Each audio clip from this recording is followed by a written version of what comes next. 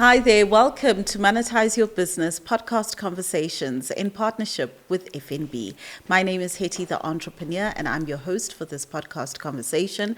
Today we are having a conversation with a restaurateur. Excuse us, some entrepreneurs are doing big things. I am super excited for today's conversation. Papa Biz, how are you feeling? No, I'm good. And I'm looking forward to this conversation. We were at a restaurant. We were literally there. We were there. We had coffee before when we went to go see, it was Lebo, eh? Yes, we had coffee and I think I had a smoothie as well. Yeah. Gosh, I'm very, very excited. And this is the owner. Yes. Today's entrepreneur that we are having a conversation with is a mover and a shaker and is doing wonderful and fantastic things. But I'm going to allow her to introduce herself. How are you today? I'm well, Hetty. I'm well. Thank you for having me. I'm good. Fantastic. Please tell us your name. Please tell us the business that you are in. Wonderful. I'm Maudi Ramaboea. I've never thought I would say I'm a restaurateur, obviously on a podcast, but I think I've been many things before, right? Okay. I'm obviously in the space of IT by profession. Obviously, I'm a corporate girl. Okay. But obviously, my ventures have led me to dabble with life coaching, so I'm a life coach as well. And then as part of my journey, I guess, of exploring and trying to figure out who I am, I ended up owning a restaurant. So that was not part of my plan, but it kismet, right? I feel like it happened at the right time for the right reasons. And I'm in the journey and I'm learning so much from it. And then obviously before coming to Gauteng and studying computer sciences, I'm from Limpopo originally, from a little village called Botokwa. Obviously, my family is based there. My parents are still there. So you were born there? Born there, raised there. Born and raised there? Yeah, all the way till high school. Okay. Passed matric, and then obviously I came to Johannesburg to further my studies here. Okay. And your family setup, are you only child? Or? Oh, no, I wish. There's four of us. I've got three older siblings, two sisters, one brother, and then myself. I'm the last one. Okay. So you're the spoiled one. It does not seem like it. I think you say that. That's what people say. I don't think so. You know why? There's two sisters before me, and then a brother, and then me. Yes. So I feel like the guy, because he's the only boy, he's the only. Maybe he okay. got a bit of that, but I've never identified with that title of last borns that are spoiled. What's the age gap with? With all of us. So my mom had 4 kids in 8 years. So my serious, eldest, She's on a mission. Bruh, tell me about it. So my eldest sister is 40 this year, or last year, I guess. And then obviously all the way up to me, I'm 32. So there's that, yeah. Okay. And what is it like growing up for you in a bigger family that, like that? I don't necessarily, I would not ascribe the experience as anything different from any other family dynamic, right? We grew up in the rurals. My mom was still at school. My dad was working elsewhere. At some point, we were not staying at the same house. I remember 2 of my sisters were with my paternal grandmother, and then I was with my maternal grandmother. Okay. And then my brother was sort of like in between. So I grew up with cousins to some extent, obviously my auntie's kids. And I always joke and say to my sisters, at some point, I didn't know we were related. Like, every time my parents came, they'll come with these kids. I knew that was my mom and that was my dad, but I didn't make the connection. Yeah. Who are these children they keep bringing? Until I moved when I was studying grade 1 to go and live with the family. Now everybody's together. I'm like, oh, okay. So It now made sense. yeah, because in my mind, probably I thought I was an only child because, I had a whole thing with my mom and then sometimes they'll come without them. But now every time they come to see me or take me somewhere, these children are there. Yeah. Yeah, but obviously we blended very well. My sisters and brother, they were very protective of me. When you're the last That's child, lovely. you've got this whole dynamic going on where everybody's older, they're protective of you. Yes. They were established. I mean, they grew up with a grandmother who was very strict. So they knew how to do stuff. They could bath you, they could cook, they could take care of the home to some extent, right? So I sort of like blended into that whole dynamic. I went to school very well in the rurals. I had a lot of friends. I was always surrounded by other kids in the area. And I always tell people my earliest memory of being something was a teacher. I was always with a chalk. My mom is a teacher, so I always had a chalk, and then I would be writing on the wall, teaching English high school. Really? Yeah, My mother was Afrikaans as well. English, my mother was English teacher as well in high school. Yes, English and Afrikaans until they did away with the Afrikaans in the rurals. Yes. So I'll be teaching these kiddies how to write and sing and then I don't know why I stopped, but for I got to a point where I didn't like kids anymore for some reason. But I have that crisp sort of like memory in my head where I identified with children and I like teaching. And I think that's sort of like where my story sort of like starts going back and forth, where I'm like, actually, I'm a teacher at heart, you know. I'm many things, yes, I do this, but I keep feeling like I'm a teacher. And what, if you think about what type of child were you, like high school? Because I'm trying to think how you ended up in computers. Oh, yeah, no, I was those kids who are getting A's, man, straight A student, well-behaved, I'm home on time, I've good friends, I don't sleep out, you're just well-behaved. My father is very strict, so there's no other way to be, right? And I think my brother got into enough mischief for all of us. The girls were always well-behaved, when my sisters were proper kids.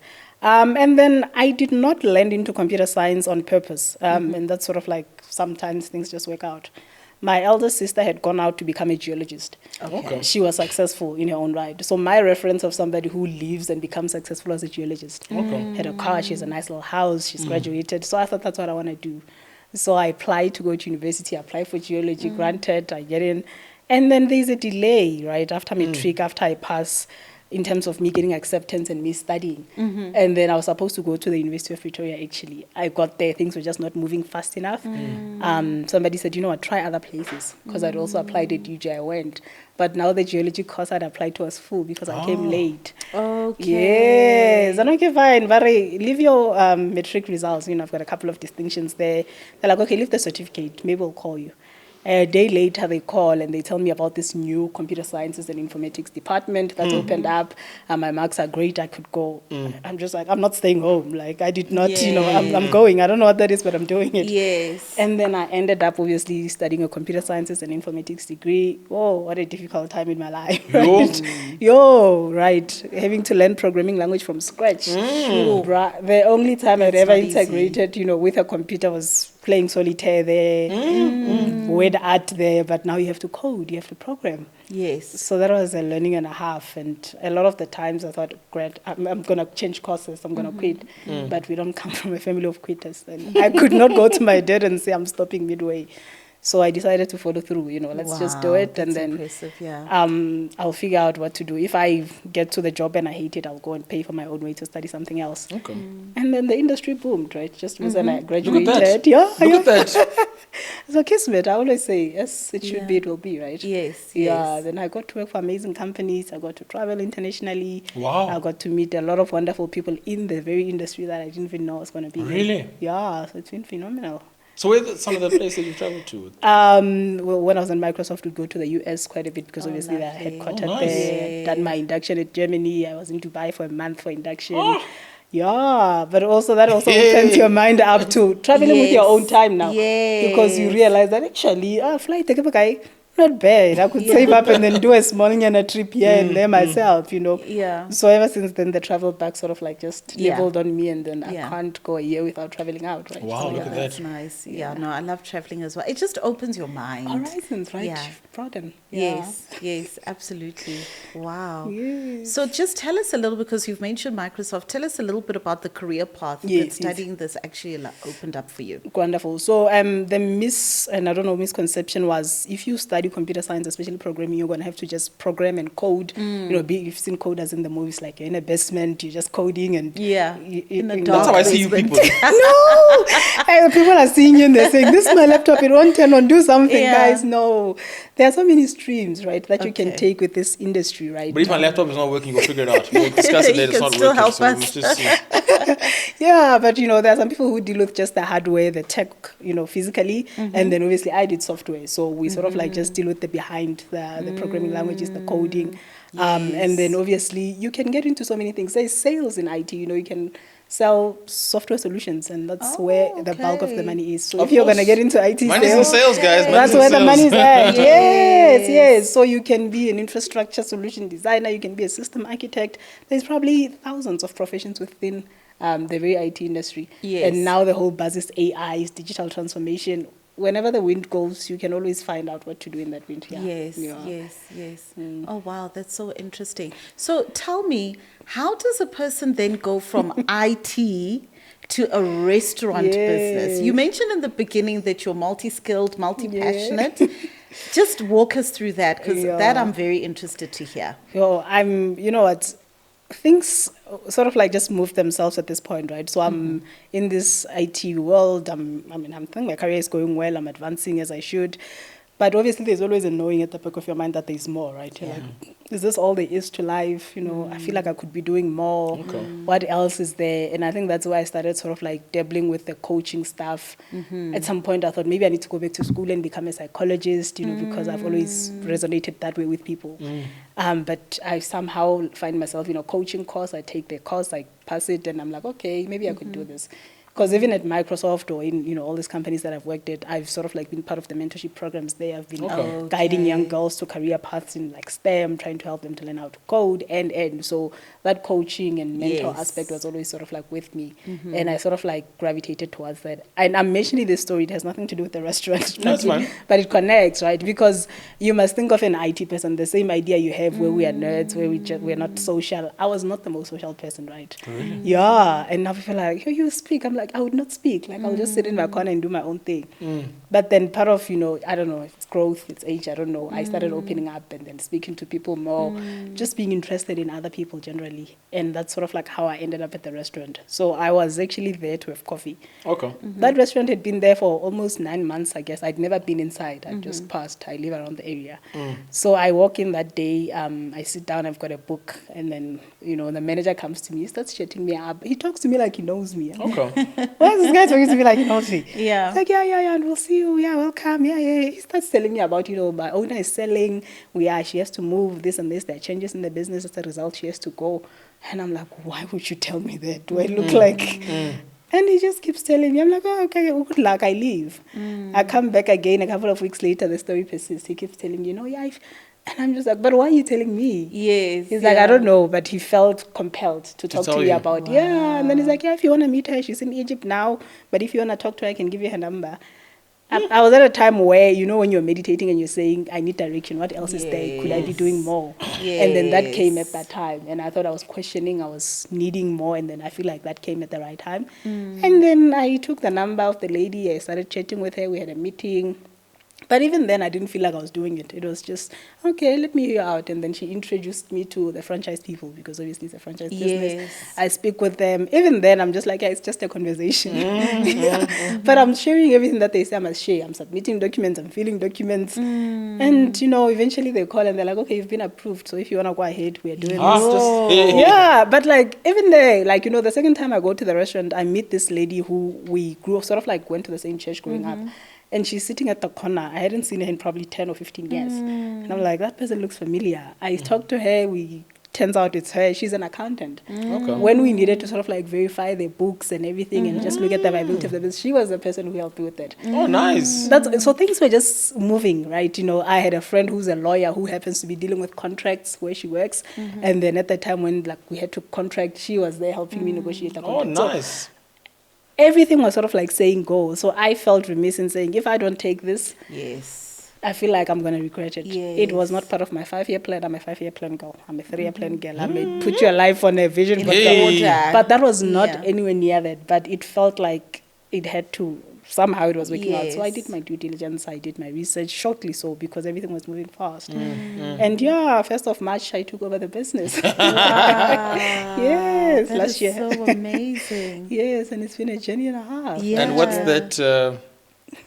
What's the experience been like? Ooh, some days you're just like, look, what was I doing? Because you wake up in the morning to somebody telling you that, you know, the door is not opening when it's broken, the fridge is leaking. There's a health inspector who came here and said, we don't have this certificate. I'm like, there was, especially the first 6 months, it felt like everything was just catapulting. The extractor is not working. To replace it, get 6,000. Like refrigerator 1, 2, 3. To replace it, it's another 8K. This person didn't show up at. I'm just like, what is this? A lot. It stretches your character. It stretches your resilience. And I think a lot of people, you guys are entrepreneurs. That's where you find out what you're made of. Yes. Because a lot of and I've always said to people, I'm not a business owner, I'm an investor. And I think part of my story has always been that I'm great at investment, I manage money well. So I never thought I would take my hard-earned money and put it into something. And for the first 6 to 12 months, it felt like, what a waste. Why did I take the money that I've worked hard for and put it in this? Because I was not seeing the returns, right? And you just like having to deal with one thing after the other. You have to pay suppliers every week. You know, you have to pay salaries. You have to register people for UIF. You have to register with SARS for pay. You must have an accountant who looks at your monthly books. You must create financial statements. There is a rent. Like these landlords are. Hey, Tell me the about landlords. Yeah. They have this ridiculous expectations of rent, and they want it when they want it. Obviously, you can't skip. There was so much moving parts, and I feel like I've learned so much in that 6 to 12 month period than I would have learned in a 3-year course or degree, right? It's true, eh? Yeah, True. because experience versus theory. It's a real life MBA. Absolutely. Yeah. Thank you for saying that. Yeah. But also, I think in the crust of it, I mean, there were a lot of times where I'm like, you know what, I can chuck all of this and stop. Like, I still have my day job. I make decent money. I don't have to be here. But some things just kept saying, you know, go through it. And I think at some point I just had to sit and say, actually, I'm not doing this for the money, for the glory, I'm doing it for the people that are here. Because when I took over the business, I had to adopt, 12, 13 people that were employed by the previous owner. These people expect a salary at the end of the month. And they've got these families. People, absolutely. Kids, school, so many. And people, they expect to wake up and have purpose in life and go to work and do something. Yes. And this is their work now. Yeah, It's you. It's me, bro. If I shut all of this down and say I can't do it, then I failed 13 plus extended probably 50, 100 people. And I think when it got tough, it's always a matter of what am I doing this for? Because, and I was glad that I didn't sort of like retire and then take out my pension, and then I still had that solace for me to say, you know what, I go to my employer. If my employer was to close their doors, I'll be shattered. So why would I do it to these people? Yes. And I also had to say, you know what, the universe or whatever it is that walked me along this path and brought me here, surely there's a reason for this. Surely there's a bigger play here. I can't be remiss or premature and just stuck out. So everybody said to me, the first year of entrepreneurship, you're not making money, honey. Like, stay the course. Yes. 2 years, you're lucky if you make money in the second year. And I said to myself, I've never been a patient woman. Yeah. You know, overachiever syndrome. You grow up, you do things work out. Now I must suffer. So I was like, okay. But like the why, it's always important to understand why you're doing something. And I think if the why is solid, it's sound, and it speaks to who you are and what you want to achieve, you'll stay the course. Yes. So I stayed the course. I had a great team of people. Some left, some came. And then you realized who was with you, who's not with you. True. But I made a lot of connections. I mean, that's where I met Unzwaki. I meet a lot of amazing people And I sitting think in that that coffee you shop. meet a lot of people, especially the coffee shop, and also where it's located there in Thatchfield. Yes, absolutely. Because that location, I mean, we spoke It's about so it when we prime. were going to visit our friends there over the years. And you'd notice, there's nothing there, and it's all cool. All of a sudden, there's this There's whole structure, there's a something. complex there, and Yes. of course, you have to go there. I mean, you live there, Yeah. it's convenient, you have to go there. No, absolutely. And we meet, I meet so many people. And I always say to my staff, guys, don't be afraid to talk to people. Yes. Talk to people, them. get to know people. Yes. Sometimes you're sitting next to presidents and you don't even know. Sometimes you're yes. sitting next to people who can take you out of here. Yes. I always say I'm a funnel. I'm not trying to keep you here. Like, Yeah. learn what you need to learn from me, go through the passage, and then if somebody out of here can take you out of here, that's okay. Yeah. And I always make sure that, I empower them, I give them books to read, I coach them where I care, but I'm just like, guys, be brilliant, or you're going to just find yourself stuck here, being whatever it is that you are here for the rest of your life. So I feel like that's just been my part in their life, just to help them get somewhere. And it is interesting because we meet a lot of entrepreneurs where it's a very lonely road. It's one of those journeys where they don't get to engage with other people. When we talk to them about networking, they're like, how, who, and yet you're in a setting, and I've seen that. We've learned a lot actually from restaurant owners in terms of how they navigate the world and their networks. Hey man, their networks, it's large because it's organic. It's Because organic. the people come, and so when we're talking to them about an issue that we've got, it's like, oh, you know what, Peter spoke to me about this. You should try this. Have you experienced that as well? No, absolutely. And I think, like I said to you, when I said I started coming up and talking to people more, it was for a purpose, because before I would just sit in my corner and not talk to anybody. So now I'm meeting interesting people who are in this industry. They talk to you about this certain supplier, this person who does this. Because you have to do a lot of research. Am I buying obviously at the right place, at the right price? Yes. Is this the best that I can get? So people will just make a call. Like people you don't know, people who have no investment in you whatsoever. What do you, okay, let me just call this person. Wow. Okay, you find support in people you don't know. People, literally, my best customers are the people I found there. Wow. The people I know, yes, they'll come the first month to support you. Obviously, they'll come and see what you're doing. But the community, it's people I don't know. People who don't know anything about me, but they're here saying, we're rooting for you. We want you to win. What can we do to help? That is amazing. Yeah, so and that's sort of like for those of us who are afraid to step in thinking, where am I going to get people? People will come. Yes, Yeah, people will yes. come. You know, a lot of people, when they're thinking about the restaurant industry, there's always that debate between should you just start your own brand or buy into an already existing franchise and go the franchise route. What are some of the benefits of plugging into a franchise? Wonderful. So, obviously, depending what industry you come from, right? I would not necessarily start my own thing because I'm not into food and I've never been there. But coming into a franchise, because everything is established. They've got marketing defined. They've got the menu. They've got a team of chefs and researchers who are actually going into market and researching best foods. Okay. They've got a team that looks at prices. They literally compare across your competitors. If there's Seattle, Starbucks, Mag and Bean, whoever, they are already doing that comparative work for you. And they come and price right based on what the market is sort of like asking. They've got a pool of suppliers. So if all the bootleggers are sourcing from one particular place, that's 70 people buying from them. The prices are going to obviously speak to that. And obviously, you already know that I manage 15 or 20 suppliers, and then this supplier brings me what that's already bundled as part of the offering. You don't necessarily have to negotiate your own prices. You can if you want to, but you know, but everything is sort of like predefined. The menus are set, the recipes are pre-built, the training is defined in terms of how you train your staff, what they do, how they have to cook. So literally, you're just an executing engine. All you have to do is manage the people, the salaries, the customer experience, and make sure that obviously you're paying suppliers and you're buying stock. Yes. But all the other stuff that you have to figure out, like, is already defined. And I mean, I learned so much coming here. I didn't know much about portion control. Like, you know, when you go to a restaurant thing and you're like, why is there so little cheese? Or why is this? Everything is weighed, guys, to the grams. Really? Oh, wow. When we grate a cheese and we place it in your plate, it's weighed. And it's this much grams that it must be like that across.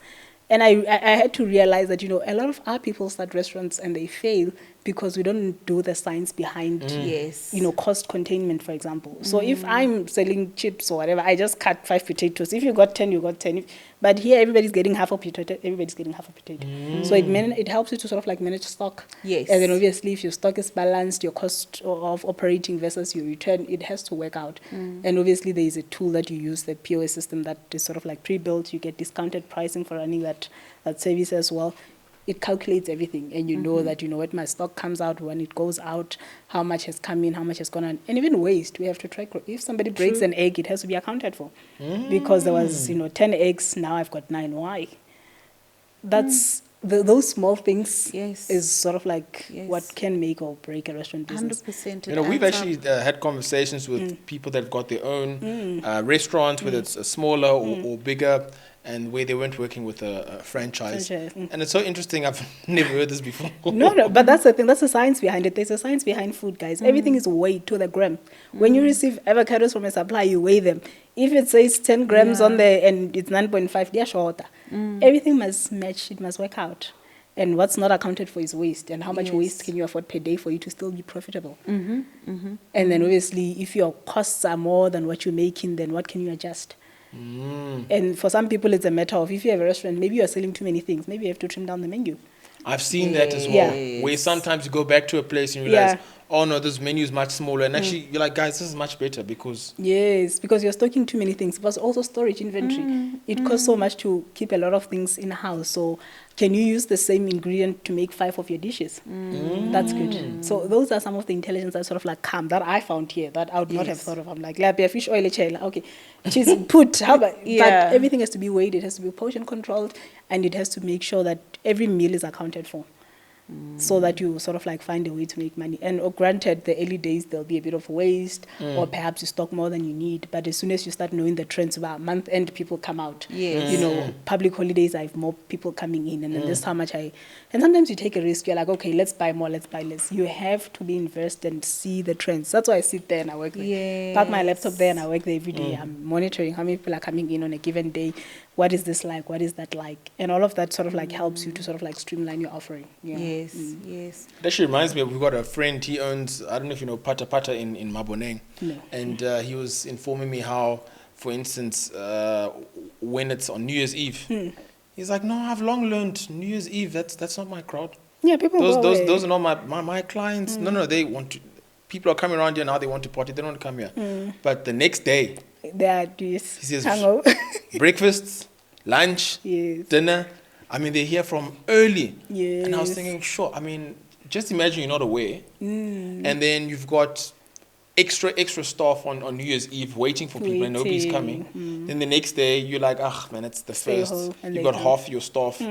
Meanwhile, everybody's there. That's when it's busy. Yeah. Yeah, so you must, and it takes time, right? Because some people are not predictable. You'll think, okay, this is a residential area, school holidays, people go away, and then they don't.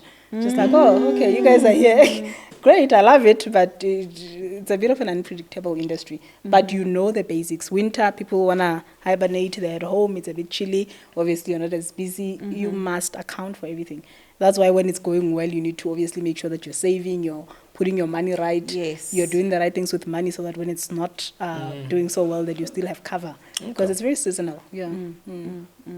Sure, gosh. It's just so fascinating. Yeah. I think there's so much that one could potentially really unpack with this. Just as a way to begin to wrap up the conversation, if you had any final parting words for entrepreneurs, just words of encouragement, what would you say to them?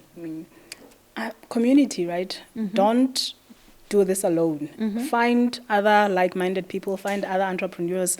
They could be in different industries, but sometimes the challenges are similar. Okay. We all know that all businesses are seasonal. We all know that sometimes you're highly profitable, sometimes you're not. We know that you're fluctuating at some point. We know that there is a growth curve. Find like-minded people who are doing similar things. You can meet with a person who owns a gym or a restaurant or whatever, but just find people who think the same or think similarly in terms of obviously legacy, building empires and growing. Because if you're going to surround yourself with people who are in 9-to-5s, and I'm still, I'm still there, but people will tell you, no, but just quit and go back to your job. I get on a degree, you know, or, no, but you don't have to do that. The conversation is different. So, and when you're doing well, absolutely, people are clapping, people are but when you're down, find community. And community doesn't have to be a best friend you grew up with. True. It can be a stranger who's in business that, you know.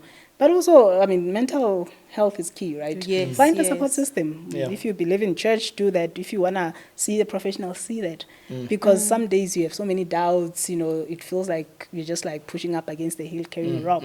But you need to have a safe space where you can actually just bring yourself back to yourself. And you need to take care of yourself, the other stuff is processes. If you do one, the result will be 2. If you do A, the result will be B.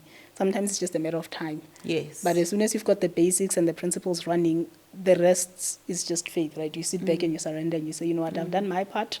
Now I surrender and I take care of me. Yes. Okay. What will be, because forcing sometimes builds resistance. You keep True. Absolutely. That's so true. Yeah. Oh, wow. Such a great conversation. Papa Biz, I've taken away quite a lot. What have been your key takeaways? You know, I'm reminded in your story, it's something that was very pertinent for us. And many people didn't want to go that route. But it's the importance of understanding, keep your full-time job and start a part-time business. There's so much you need to learn when you're running a business. And while we all learn it and the greed and all those type of things, you really don't know until you get in. And you spoke about how, you know, what you've learned in this period, it's like a MBA, you know, it's there's the theory part and there's actually running it. And it just reminded me about that as well. And I think, you know, in your journey, you'll actually see there's so many entrepreneurs that we engage with where they've got their own restaurant or they're running coffee shops and things like that.